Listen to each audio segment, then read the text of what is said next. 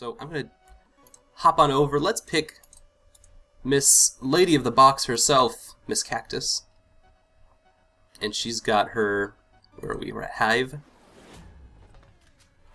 She is, as the main character, as the character on the box, she has a direct fire shot that shoots directly at enemies. Nothing fancy, nothing too out of the ordinary.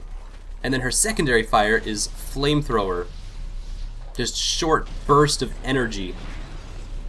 Which is what this game's all about, it's all about energetics and where your dynamics are coming from. No, I'm not losing my chain today.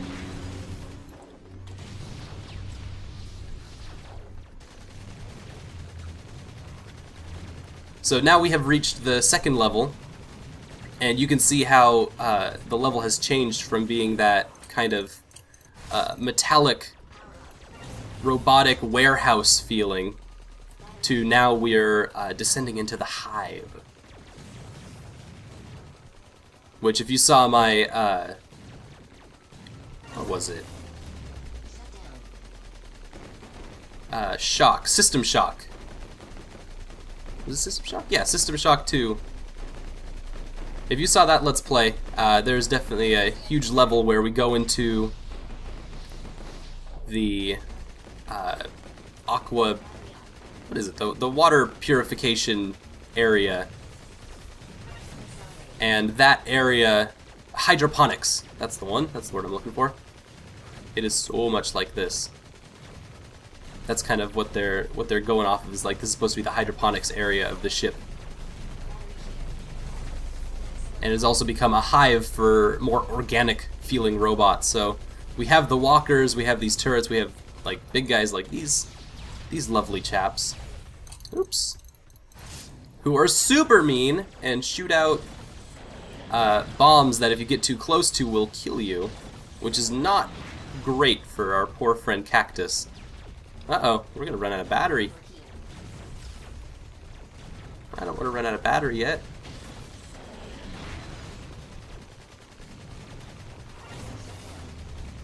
No, everyone, just calm down. Calm down for a second. Oh. I was missing exactly one enemy before the wave triggered. The next wave triggered. Luckily, the heads-up display's there to keep you informed.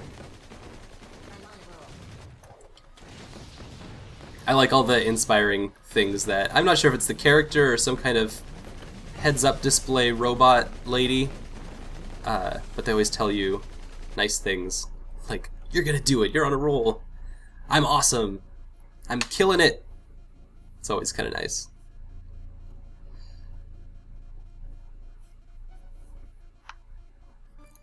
There's something really, really beautiful about how this works as a top-down shooter.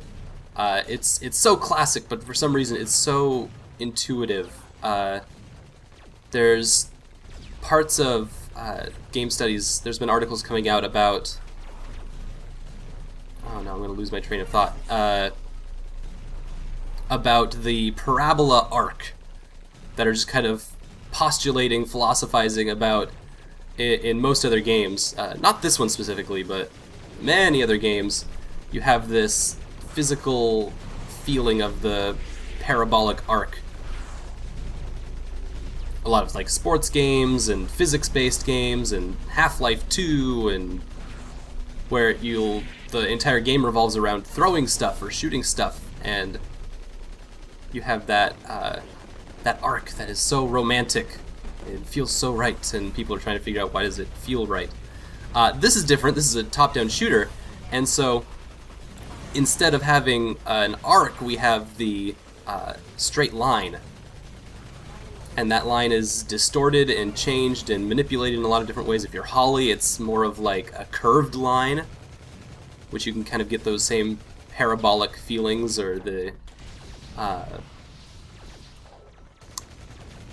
sine wave kind of feelings, which are also are why that feels so good. But it is basically like, yeah, this is kind of getting into like the physics porn section. of the game.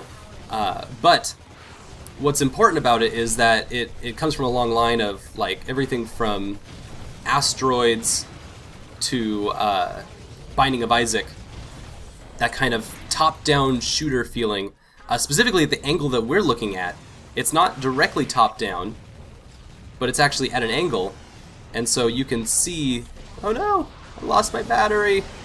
Oh, that's it for me, kids. Am I gonna make it? I just made it! I must have found a battery out of one of the last enemies I killed. I thought that was gonna be it for me. So where are we up to now? Let's choose our main lady, Starch. Are we on influx? I think so. Yeah, let's go. Let's do oxygen now. So Starch is awesome. We've got this death laser that reaches all the way across the map. This game can also be played with a controller, and Starch is like all over that. Starch is like the coolest to play with a controller, because she's kind of rolling on that 6-axis style of control stick. Designed very similarly for that. And then her secondary fire is these giant rockets that lock on and seek, and so you can kind of like... She takes a lot of control, and she's got all this kind of like chaos she can unleash. But once you turn on her secondary fire, you can be like, I'll just go on autopilot for a second.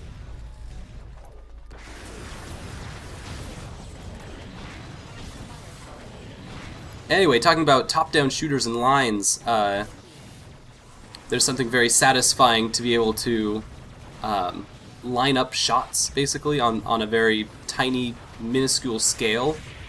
Holly does this to a maximum efficiency with her cannonball, where it's like you're actually lining up enemies in front of you and then knocking them all down with a cannonball.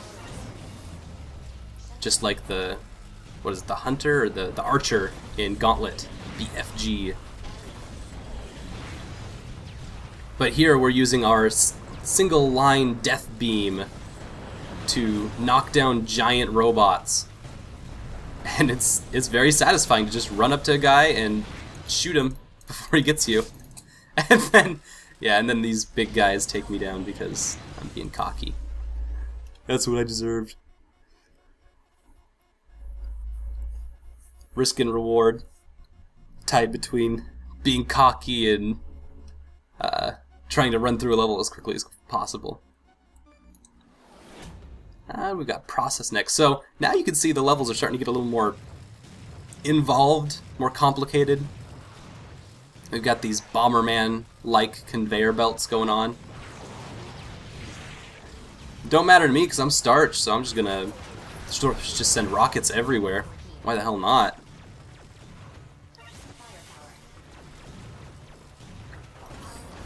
But then you have all of these different enemies. Some of them shoot at you, some of them try to attack you at a melee range, some of them try to shoot a lot of things at you. But then you have these big red guys that just pound the ground and send like an arc of death towards you. And it's those arcs that really get you. If you touch them, you die, and that's it. No health, love, just straight up game over. And so best thing to do with them is to actually run at them towards it at an angle, and they won't hit you.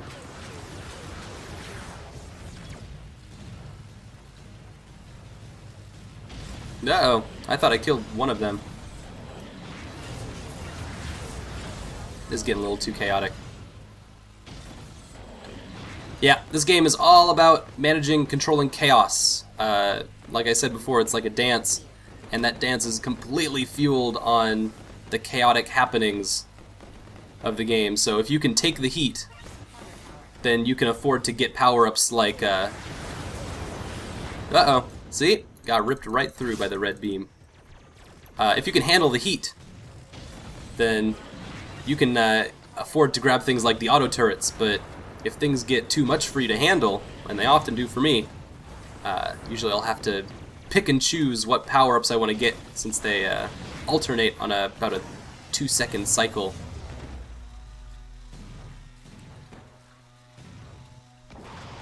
Totally happy to just take a break for a second.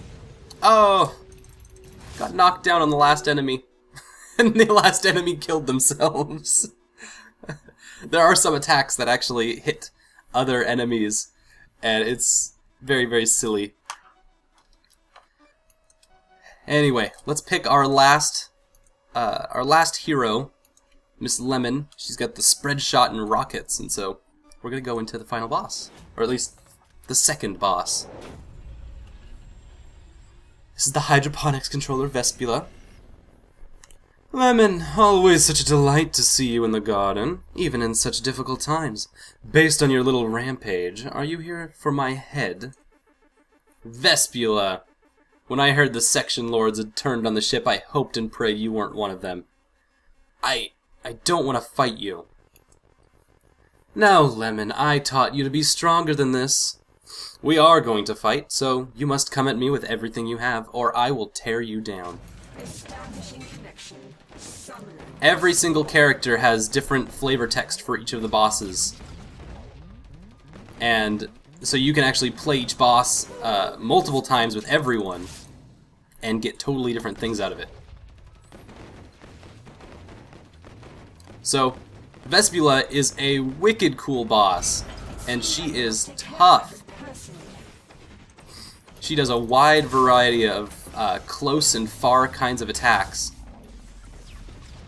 I'm just gonna hit you with rockets. But she has all of these phases to her that involve alternating between swarm of bugs that circle her in different ways. It's never the same in each wave, and attacking you from her. She'll like blossom out of her cocoon and attack you with a variety of garden-based attacks. So the death blossoms and rose tendrils of doom, and all of those are pretty much one-hit kills. She is not nice. She's got these lock-on tendrils that run out of her. And then this third one, she has the robots flying around her, these robotic bugs, and now they actually shoot out at you.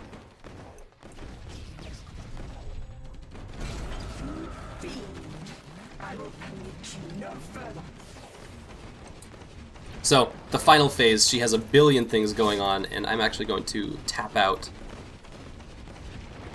Not gonna make it. The battery almost made it to me, but just missed. So, I've gotten, I've depleted my battery, and that means that she's gonna keep dancing around. She's just like, yeah, I'm the best, I know it.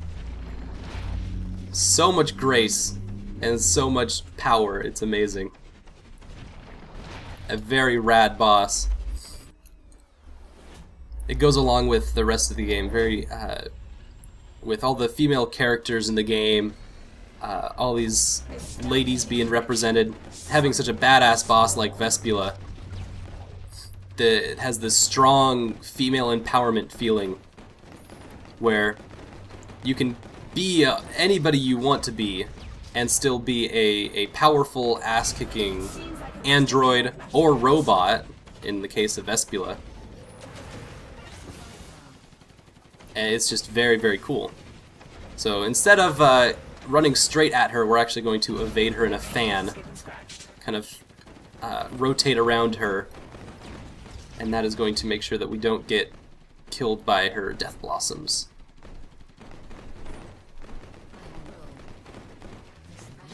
No, don't get surrounded. You kind of have to sometimes fight your way out of the swarm. So I'm going to cheap out and head onto her side where her rose tendrils can't reach me. And make that fight, make that part of the fight so much easier. Oh, I want that power up, but I don't think, oh, got it! Sweet! Thought the bugs were gonna get me. Uh-oh. Bugs finished me off. I touched a tendril, and I shouldn't have. There we go. It's over. I'm sorry. In the end, this was the only thing I could do for you. I aspired to be something more for you, but in the end, I was a robot after all, following tainted instructions. No, don't talk like that. You weren't just a robot. I don't know what's going on here, but I swear to you that I'll find out. What's happening? What's going on? What are these tainted instructions? Oh, poor Lemon. So there's a lot of things going on here. A lot of mystery involved. And it's, yeah, so there are basically 2 more worlds of levels. But I just want to show you these first 2 because they're very special to me and I really like them a lot. So yeah, that's pretty much all of Assault Android Cactus. At least from my point of view, I think I hit most of the things I really wanted to talk about with it. Physics, female empowerment, Jet Force Gemini, asteroids. Yeah, I think I hit everything. Did I say I made a game with zombies in it? Because I should have. I hope I did. Anyway, yeah, I think that's about everything. All the main points I wanted to postulate and analyze about AAC. Go get it on Steam. Go play the demo. Go beat my high scores. I'm going to put out some more videos featuring high score stuff and strategies for the bosses. So make sure you catch those too. Yeah, so thanks everyone for watching, and we will see you next time on RDLP.